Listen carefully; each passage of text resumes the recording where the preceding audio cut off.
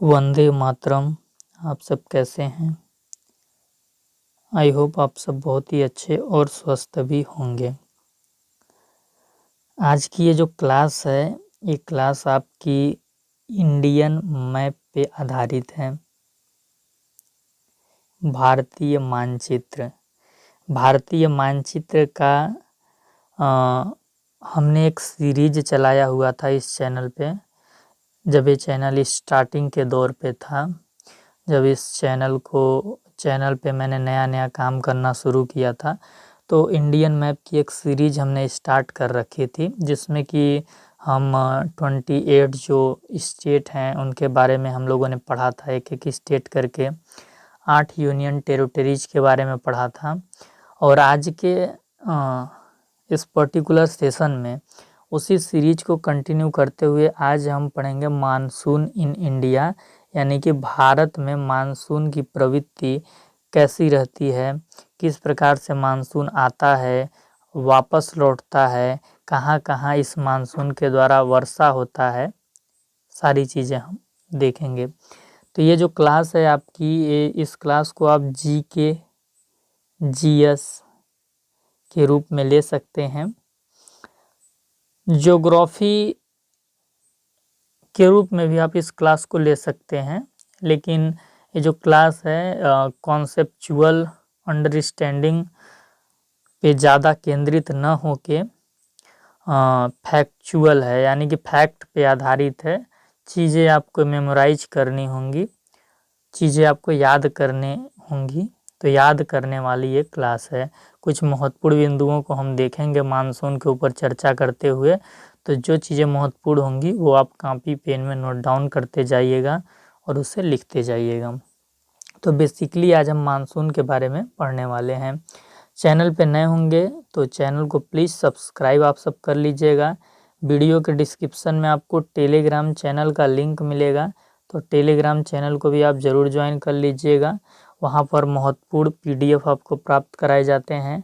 और WhatsApp channel का link आपको मिल जाएगा वीडियो के डिस्क्रिप्शन में, व्हाट्सएप चैनल का। तो प्लीज़ इसे ज्वाइन कीजिएगा, क्योंकि यहाँ पे हमारे फॉलोअर कम हैं, तो ये मेरा पर्सनल रिक्वेस्ट है आपसे। चलिए, अगर हम मानसून के बारे में चर्चा करते हैं तो सबसे पहले हमें ये जानना होगा कि मानसून कहते किसे हैं, मानसून का अर्थ क्या होता है, हम मानसून से जनरली समझते क्या हैं। तो मानसून अरबी भाषा का एक शब्द है मौसिम, इसी से निकल के बना हुआ है मानसून। और इस मौसिम का अर्थ क्या होता है? इस मौसिम का अर्थ होता है ऋतु। ऋतु मतलब ऋतु को आप मौसम से जोड़ के देखते हैं।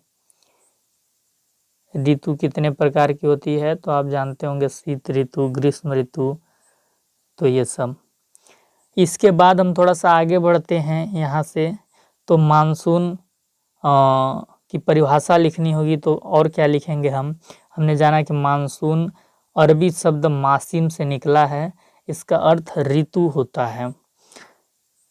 थोड़ा सा और आगे हम बढ़ेंगे तो हम देखते हैं कि मानसून एक प्रकार के आवर्ती पवने हैं। आवर्ती पवनों का क्या मतलब है? प्रोग्रेसिव वाइंड है। तो प्रोग्रेसिव वाइंड हम किसे बोलेंगे? उसे बोलेंगे जो पवनें एक अवस्था में नहीं रहती हैं। ये क्या करती हैं?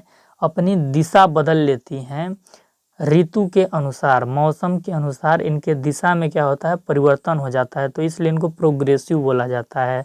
ये अपना बदलाव कर लेती हैं, अपने में बदलाव कर लेती हैं, तो इसलिए इन पवनों को आवर्ती पवनें यानी प्रोग्रेसिव वाइंड बोला जाता है।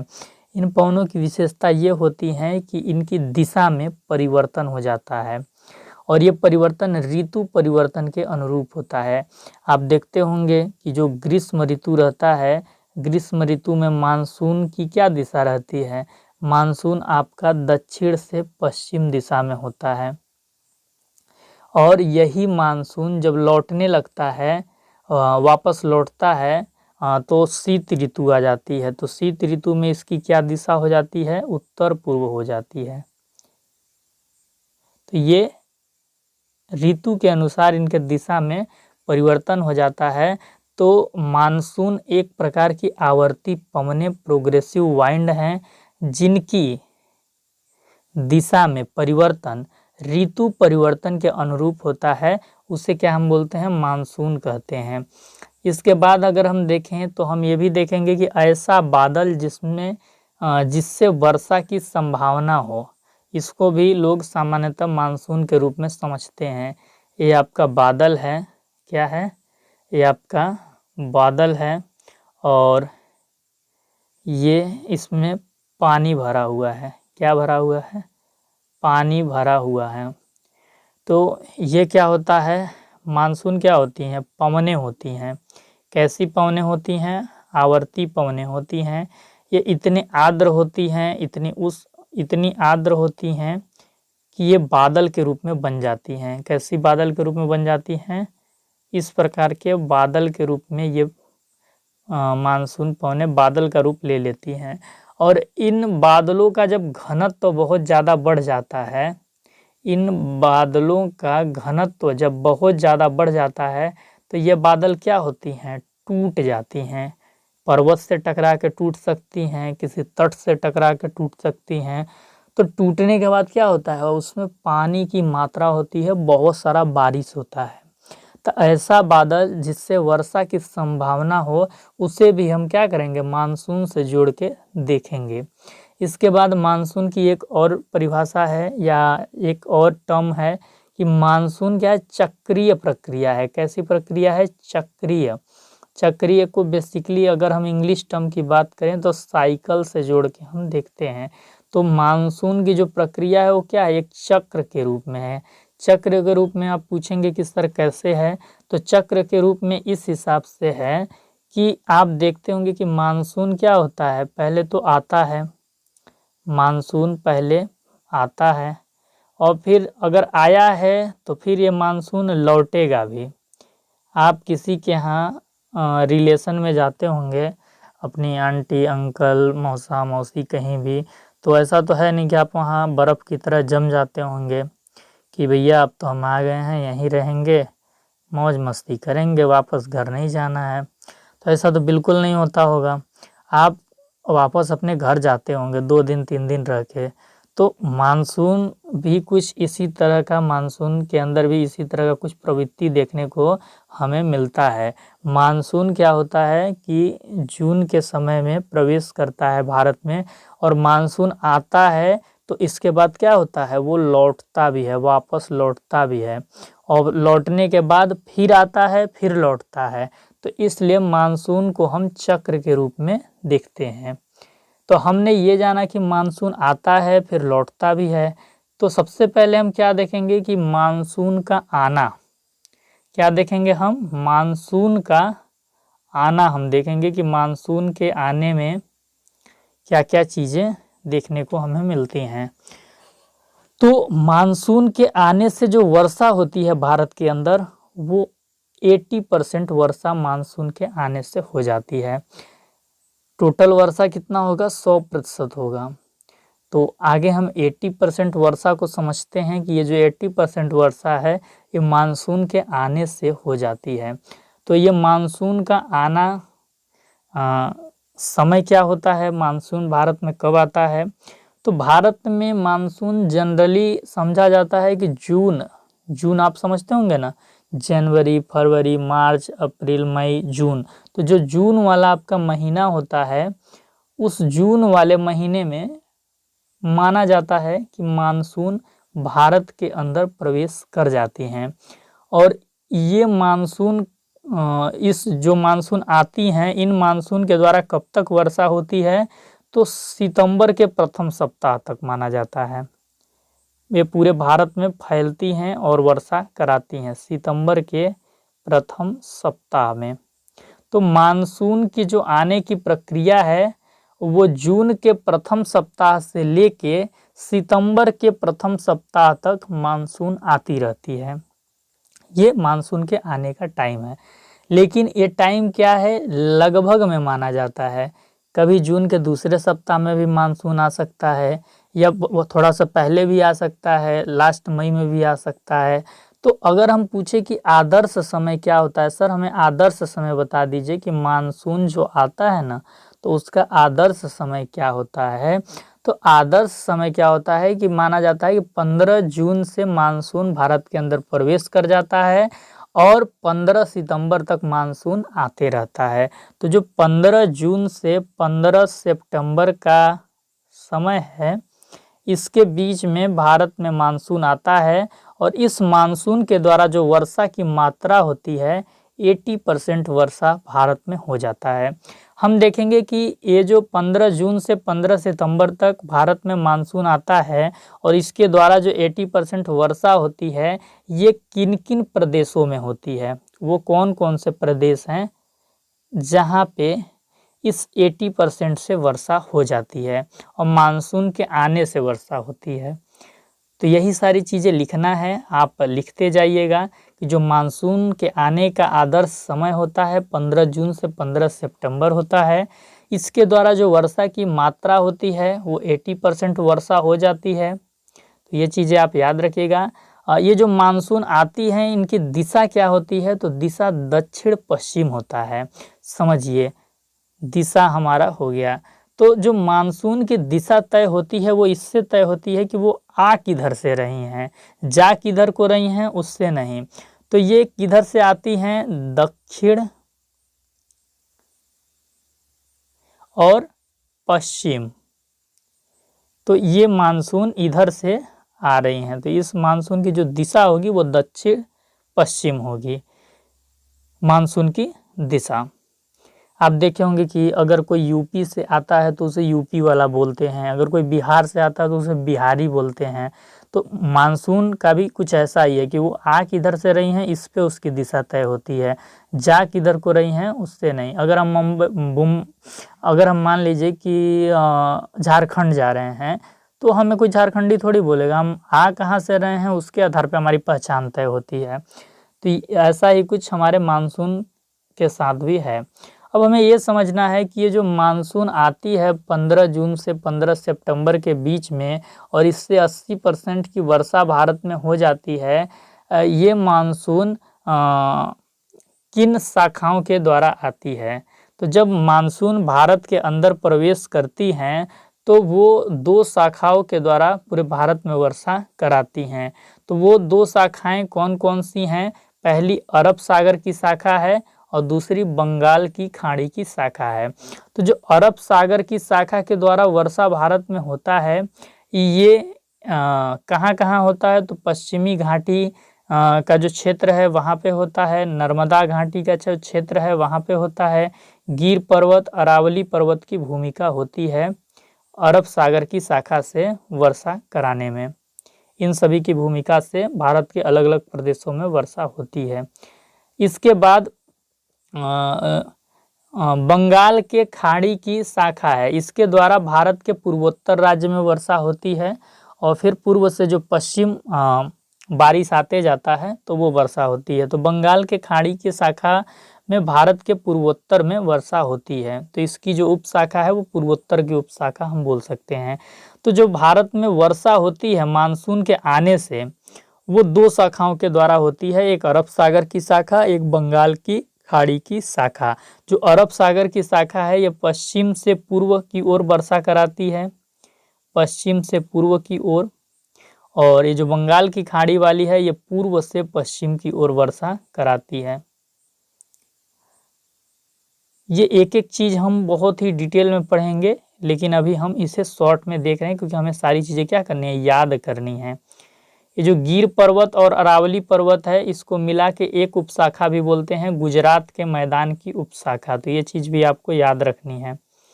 अब हम ये चीज़ देखेंगे कि भारत के वो कौन कौन से प्रदेश हैं जो मानसून के आने से वर्षा होती है। यहाँ पे मानसून के आने से इन प्रदेशों में वर्षा होती है और इन प्रदेशों में जो वर्षा होती है उसमें कौन कौन से पर्वतों की भूमिका होती है वर्षा को कराने में।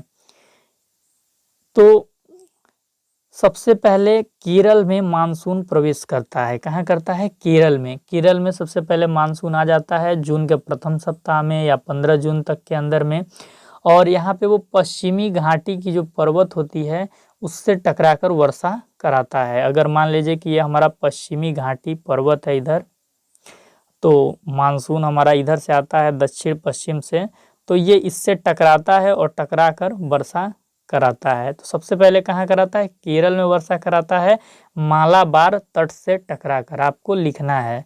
ये सब महत्वपूर्ण चीज़ें हैं।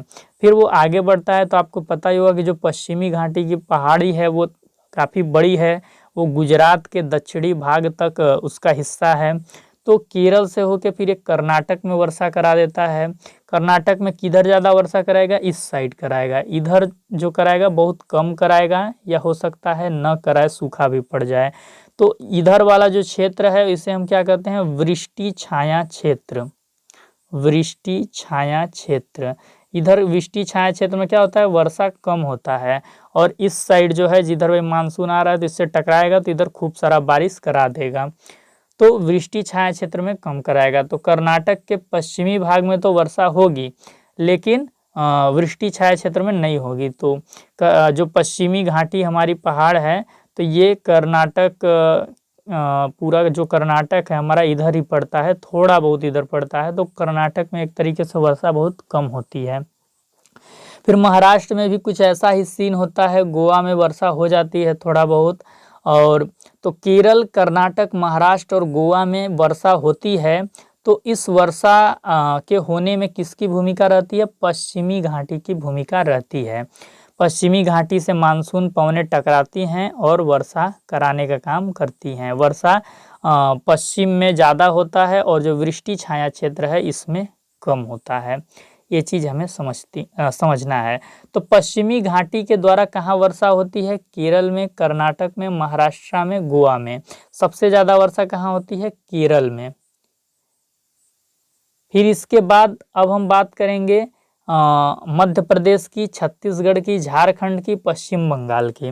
तो यहाँ पे वर्षा होने में किसका भूमिका रहती है? नर्मदा घाटी की भूमिका रहती है। नर्मदा घाटी की भूमिका रहती है।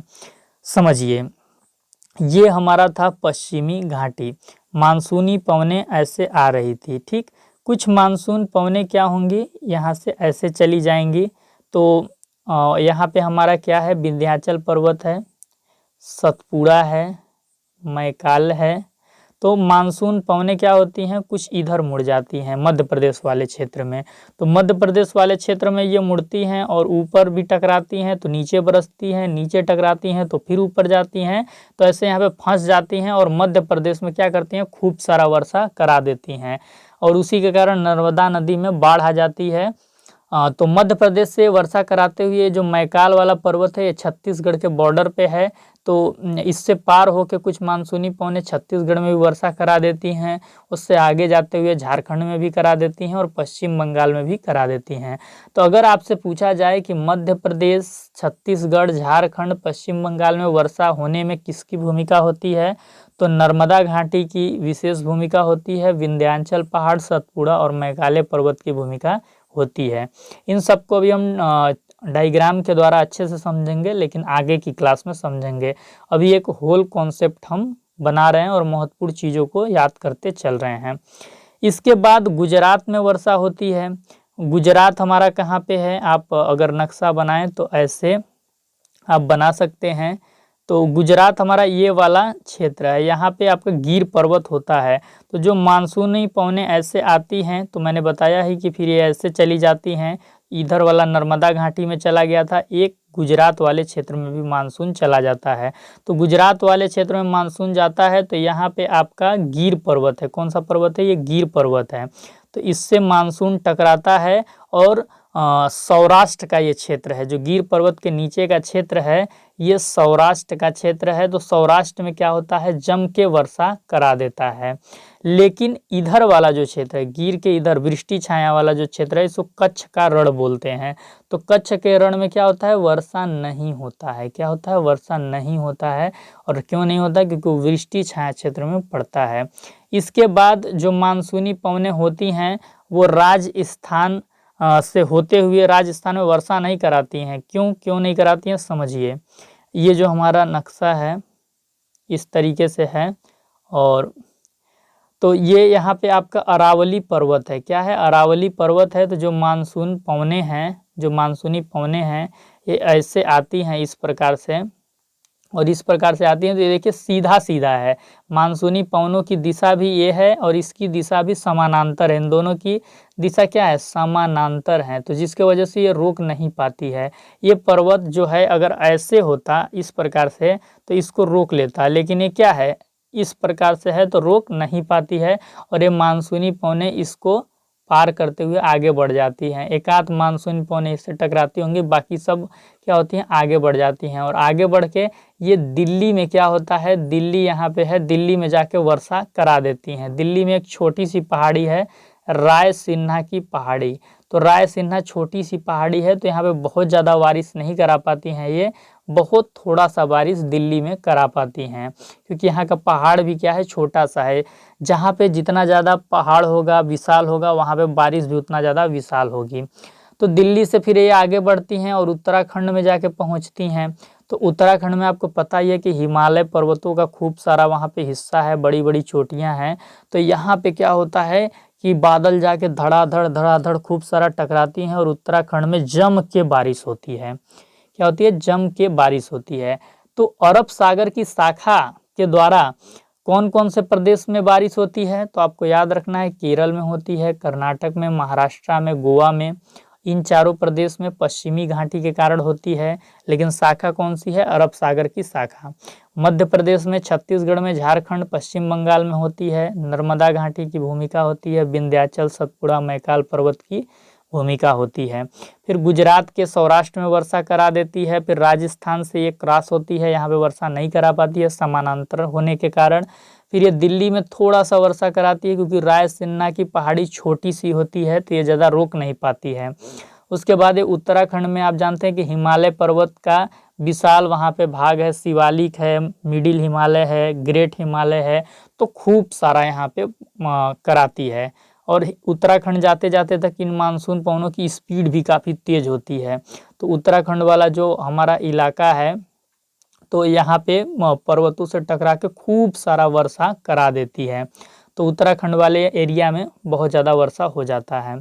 इसके बाद आपका जो मेघालय है, पूर्वोत्तर भारत में अब हम बात करते हैं। तो पूर्वोत्तर भारत में जो वर्षा होती है वो बंगाल की खाड़ी के द्वारा होती हैं।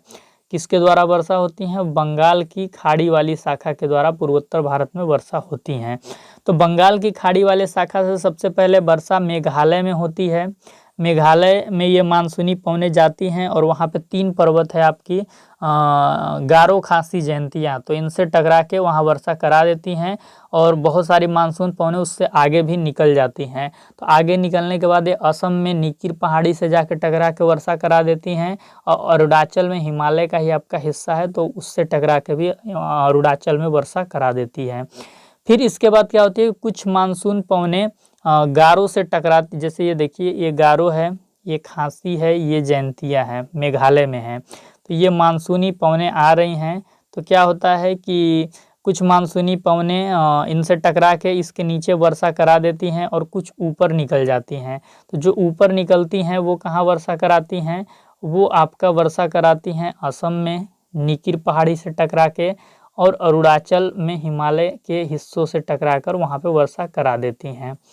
लेकिन कुछ मानसूनी पवनें होती हैं, वो क्या होती हैं? गारो से टकराती हैं। ये गारो वाला पहाड़ी है, तो इससे टकराने के कारण क्या होती हैं? ये बिहार की तरफ मुड़ जाती हैं, बिहार की तरफ मुड़ जाती हैं और बिहार में खूब सारा वर्षा करा देती हैं। गारो से टकरा के बिहार में वर्षा कराती हैं। फिर यही मानसूनी पवनें आगे बढ़ के यूपी में वर्षा करा देती हैं, और फिर यही मानसूनी पवनें आगे बढ़ के दिल्ली में जाती हैं, और दिल्ली में पहले से अरब सागर की शाखा आई थी, तो उससे जाके ये बंगाल की खाड़ी शाखा, बंगाल की खाड़ी वाली शाखा भी जाके मिल जाती है। तो दिल्ली में थोड़ा ज़्यादा वर्षा अभी होगा।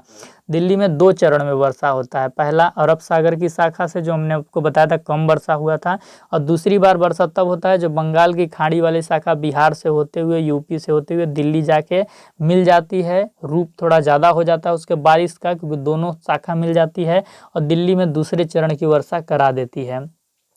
अब चूंकि यहाँ पे दोनों शाखाएं मिलती हैं, तो इसका रूप थोड़ा सघन हो जाता है, तो ये आगे हरियाणा भी चली जाती है और हरियाणा में भी खूब सारा वर्षा करा देती है, हिमाचल में भी करा देती है, फिर पंजाब में भी करा देती है। सबसे लास्ट में मानसूनी पवनें कहाँ पहुँचती हैं? पंजाब में पहुँचती हैं। और सबसे पहले कहाँ पहुँचती हैं? केरल में पहुँचती हैं। तो ये दोनों चीज़ भी याद रखना है। फिर इसके बाद जम्मू कश्मीर में करा देती हैं और सबसे कम वर्षा लद्दाख में कराती हैं। कहाँ पे? लद्दाख में सबसे कम वर्षा कराती हैं। इतनी सारी चीज़ें हम याद रखेंगे। चलिए स्टार्टिंग से अगर हम थोड़ा सा अगर मैप पे ध्यान दें तो यहाँ पे दे सकते हैं कि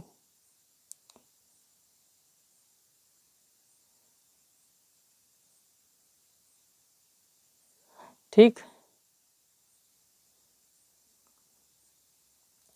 ये हमारा क्या है? पश्चिमी घाटी है और ये हमारा इधर पूर्वी घाटी है टूटा फूटा। ये हमारा नीलगिरी है, यहाँ पे अन्नामलाई, कार्डेमम, और यहाँ पे हमारा केरल वाला एरिया है। तो जो मानसूनी पवनें आती हैं, मानसूनी पवनें इधर से आती हैं और ये नीलगिरी से टकराती हैं, अन्नामलाई से टकराती हैं, कार्डेमम से टकराती हैं, जो 3 पहाड़ियां हैं, और केरल में मूसलाधार वर्षा करा देती हैं। अब यहाँ से क्या होता है? जो मानसूनी पवनें आती हैं ये 2 शाखाओं में बंटती हैं। एक अरब सागर की शाखा में इधर जाती है और एक बंगाल की खाड़ी वाला शाखा इधर जाती है। तो जो अरब सागर की शाखा इधर जाती है, ये एक शाखा गुजरात में चली जाती है जो गिर पर्वत से टकराकर सौराष्ट्र में वर्षा करा देती है, और एक आपका नर्मदा में चली जाती है। यहाँ पे आपका विंध्याचल है, यहाँ पे आपका सतपुड़ा है, यहाँ पे आपका मैकाले है। तो मध्य प्रदेश में वर्षा कराते हुए छत्तीसगढ़ में करा देती है, झारखंड, पश्चिम बंगाल में भी थोड़ा थोड़ा करा देती है। और जो इधर वाली जा रही थी गुजरात में एक चली गई, एक सीधे अरावली पर्वत को क्रॉस करते हुए जाती है। यहाँ पे आप देख सकते हैं कि ये राजस्थान में अरावली पर्वत है। तो जो शाखा ऐसे गई तो क्या होता है कि इसको क्रॉस करके ये आगे निकल जाती है। यहाँ पे दिल्ली है, दिल्ली में वर्षा कराती है, और दिल्ली में वर्षा कराने के बाद ये उत्तराखंड वाले एरिया में जाती है और यहाँ पे पर्वत से टकरा के खूब सारा वर्षा करा देती है। ये चीज़ आपको समझना है। फिर ये जो बंगाल की खाड़ी वाली शाखा जा रही थी मानसून, ये ऐसे जाती है और यहाँ पे मेघालय है आपका। तो मेघालय में क्या होता है कि गारो, खासी, जैंतिया, 3 पहाड़े हैं। तो इनमें टकरा के इसके नीचे वर्षा करा देती हैं, कुछ ऊपर निकल के असम और अरुणाचल में करा देती है, और कुछ गारो से टकरा के बिहार तरफ मुड़ जाती है, और बिहार में वर्षा कराते हुए यूपी में कराते हुए फिर दिल्ली में जाके मिल के सघन रूप हो जाता है, इसका विशाल रूप हो जाता है वर्षा का, और फिर हरियाणा, हिमाचल, पंजाब और जम्मू कश्मीर, लद्दाख में चली जाती हैं। तो ये चीज़ें इतना हमें याद रखना है कि जो मानसूनी पवनें हैं बंगाल की खाड़ी के शाखा, बंगाल की खाड़ी वाली शाखा के द्वारा जिन प्रदेशों में वर्षा होती है वे प्रदेश हैं मेघालय, असम, अरुणाचल, बिहार, यूपी, दिल्ली, हरियाणा, हिमाचल, पंजाब, जम्मू कश्मीर व लद्दाख। तो इन प्रदेशों में बंगाल की खाड़ी वाली शाखा से वर्षा होती है। तो आज के इस पर्टिकुलर क्लास में हमने क्या पढ़ा है? हमने पढ़ा भारत में मानसून, और भारत में मानसून में हमने क्या क्या पढ़ा? मानसून का परिभाषा और अर्थ हम लोग समझे, और हमने ये जाना कि मानसून कैसी प्रक्रिया है? चक्रीय प्रक्रिया है। चक्रीय प्रक्रिया मतलब क्या? मानसून पहले आता है फिर वापस भी लौटता है। तो मानसून के आने से 80% की वर्षा होती है। हमने जाना कि मानसून के आने से 80% की वर्षा होती है, और ये मानसून आता है 15 जून से 15 सितंबर के बीच में, और इस मानसून के आने की जो दिशा होती है वो दक्षिण पश्चिम होता है। और जो मानसून आती है ये 2 शाखाओं में बंटकर वर्षा कराती है पूरे भारत में। एक अरब सागर की शाखा के द्वारा वर्षा होता है, अरब सागर की शाखा के द्वारा जो वर्षा होता है वो पश्चिमी घाटी में कुछ वर्षा हो जाता है टकरा के, कुछ नर्मदा घाटी से टकरा के वर्षा होता है, कुछ गिर पर्वत से, और अरावली पर्वत के कारण दिल्ली और उत्तराखंड में वर्षा होता है। ये चीज़ हमने देखा, कहाँ कहाँ? दिल्ली और उत्तराखंड में वर्षा होता है। फिर इसके बाद बंगाल की खाड़ी के जो बंगाल के खाड़ी वाली शाखा है इसके द्वारा भारत के मेघालय में आपका वर्षा होता है, हमने देखा। मेघालय के बाद असम में हो जाता है, अरुणाचल में हो जाता है, और इसके बाद बिहार में होता है गारो से टकरा के, यूपी, फिर दिल्ली में जाके ये आपका मिल जाता है, और दिल्ली में जाके किससे मिलता है, अरब सागर की शाखा से। वहाँ पे मिलने के बाद विशाल रूप हो जाता है और फिर उसके बाद हरियाणा, हिमाचल, पंजाब, जम्मू कश्मीर, लद्दाख, इन सभी जगह पे वर्षा हो जाती है। लद्दाख में सबसे कम वर्षा होती है, पंजाब में सबसे लास्ट में मानसून पहुंचता है और सबसे पहले कहाँ पहुंचता है, केरल के मालाबार तट में, मालाबार तट में। तो इतनी चीज़ें आज के इस क्लास से हमें याद रखनी है। क्लास कैसी लगी आप लोग ज़रूर बताइएगा। तो आज हम लोगों ने बेसिकली पढ़ा मानसून का अर्थ और मानसून का आना क्या होता है, इसके द्वारा भारत में कहाँ कहाँ वर्षा होती है, ये चीज़ हमने पढ़ा। कल हम आपको पढ़ाएंगे मानसून का लौटना। ये जो मानसून आई है, 80% वर्षा कराई है, ये क्या होगा, वापस भी लौटेगा। कहाँ वापस लौटेगा, जहाँ से आया है वहीं पे वापस चला जाएगा। जैसे आप अपने रिलेशन में जाते हो तो फिर वापस अपने घर जाते हो, उसी प्रकार मानसून जहाँ से आया था वहाँ वापस चला जाएगा। तो वापस जाने के दौरान भी ये भारत में वर्षा कराता है, 17% वर्षा कराता है। तो कौन कौन से प्रदेश में कराता है ये चीज़ हम देखेंगे। तो 80% वर्षा हमने आज पढ़ लिया। कल हम लोग 17% और 3% दोनों पढ़ेंगे, यानी 20% जो वर्षा बचा है इसको हम लोग पढ़ लेंगे। 17% वर्षा होता है मानसून के लौटने से और 3% वर्षा होता है पश्चिमी विक्षोभ के कारण। तो क्या होता है पश्चिमी विक्षोभ, ये चीज़ें मैं आपको कल समझाऊंगा अच्छे से, आपको टेंशन नहीं लेना है। फिलहाल आप बताइएगा कि क्या आज की क्लास से आपको कुछ भी चीज़ें जानने के लिए मिली, कुछ नॉलेज मिला या नहीं मिला। मैंने पहले ही बताया कि इस क्लास को आप जीके जीएस के रूप में ले सकते हैं। कॉन्सेप्चुअल अंडरस्टैंडिंग तो उतनी अच्छी नहीं बन पाएगी, बट क्या है कि महत्वपूर्ण तथ्य आपको याद हो जाएंगे कि भारत में कहाँ कहाँ वर्षा होता है, किस शाखा के द्वारा होता है, टाइमिंग क्या होती है, ये सारी चीज़ें आपको पता चल जाएंगी। तो चलिए, चैनल पे नए होंगे तो सब्सक्राइब कीजिएगा, वीडियो को एक बार शेयर कर दीजिएगा, टेलीग्राम चैनल को ज़रूर ज्वाइन कर लीजिएगा और व्हाट्सएप चैनल को भी साथ ही ज्वाइन कीजिएगा।